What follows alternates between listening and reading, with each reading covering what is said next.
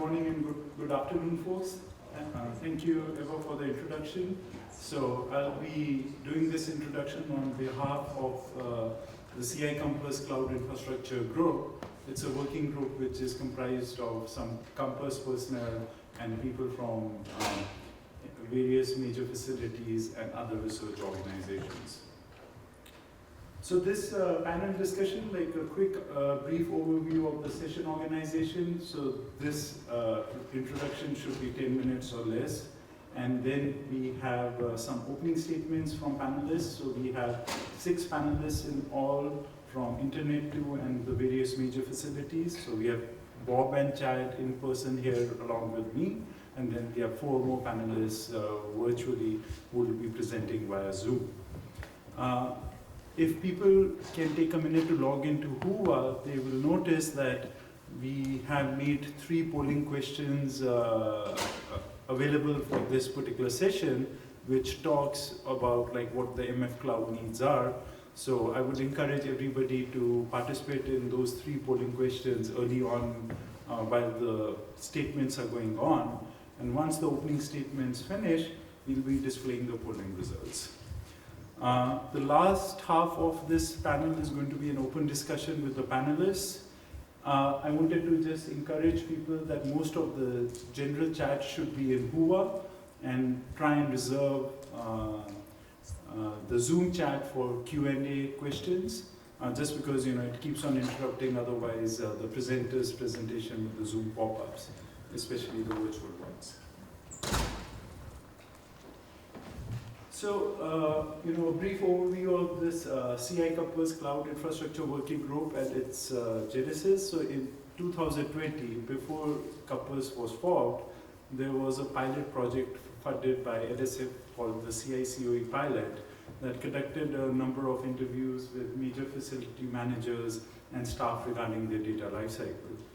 From these interviews, one major theme that sort of trended throughout the conversations was that of cloud infrastructure and the general motivations to move there. So there've been like topics of cost, vendor lock-in, storage that were mentioned as being challenging for the major facilities. True to the CI pilot mission at that time, an effort to aid the major facilities in tackling these hot topics was started. So the charter for our group is pretty simple. First is like understand the current practices for cloud infrastructure which is used by major facilities currently, try and research alternative solutions and keep up to date with emerging cloud technologies, and down the line develop a general set of best practices that can inform the major facilities and how they can be adopted for specific facilities. So, as I mentioned earlier, so the membership for this small group currently is comprised of staff members from CI Compass, but I'll take a moment to highlight non-Compass members. So we have Brian Dobbins from EdCar, Frank Worthofine from LHC CMS, Benedict Rydell from IceCube, Julio Alfredo from Arecibo, Jeff Gladstein from OI, Chad Tribat, who's here in person from SageGauge, Jeff Delebar from EdCar, David Hart from EdCar, and I had a repetition there. And other CI partners which are involved actively in this group are Genevieve Fisher from Jetstream, Dylan Burchett from Cybers, Tyson Sweetum, who's also here in person from Cybers, Bruce Merriman from Caltech, Bob Flynn from Internet 2, and then Sharon Rude-Giver. So this group has been on for the past 10 months or so, and most of the discussions so far have been focused around this topic of trying to identify what makes the major facilities case for cloud computing different from other academic research computing, or even like in IT operations at universities. So we've been talking about certain topics there, and our plan is in the coming months to try and wrap up those discussions into a technical report that will make more widely available. I would like to point out this working group is not a closed group. So, you people are more than welcome to join us. We are actively looking for additional MF participation. Anyone can join the group, but in true to our charter, just keep in mind we do want to try and have the discussion limited to MF-centric topics. If you're involved in CI operations and are considering moving part or all of your operations to the cloud, we would love to hear from you.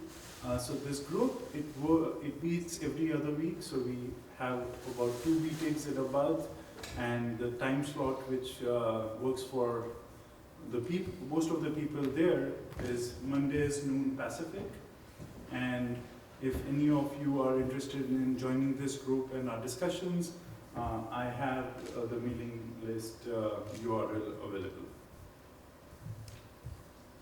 So some of the challenges which major facilities face in cloud adoption is, first and foremost, major facilities have been in existence before the term cloud computing was even coined. So there's been a considerable amount of infrastructure, often in-house, that has already been built out. On the other hand, cloud adoption does provide attractive benefits in terms of increased availability, resilience, and durability of data, but there's still some significant challenges in terms of software re-engineering, need to continue with the current mandate. You can't expect the major facilities to go in hibernation and just work on moving their operations to the cloud. There can be increased costs, migration of legacy data, and training requirements, and so forth.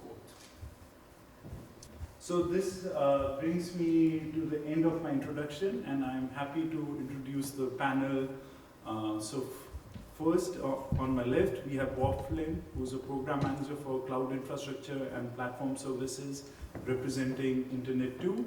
So he'll be setting the stage for the discussion later on by having a statement about what do you need to ask yourself when you move to the cloud. And next to Bob, I have Chad Trabant. He's the Deputy Director and Chief Architect, representing IRIS, and he's going to be talking about migrating two major facilities from on-premise data centers to a common cloud platform with merger. Then we have our first virtual panelist, Jeffrey Gladstein from OOI, who will be talking about OOI's approach to the cloud, followed by Benedict Rydell from IceCube Computing.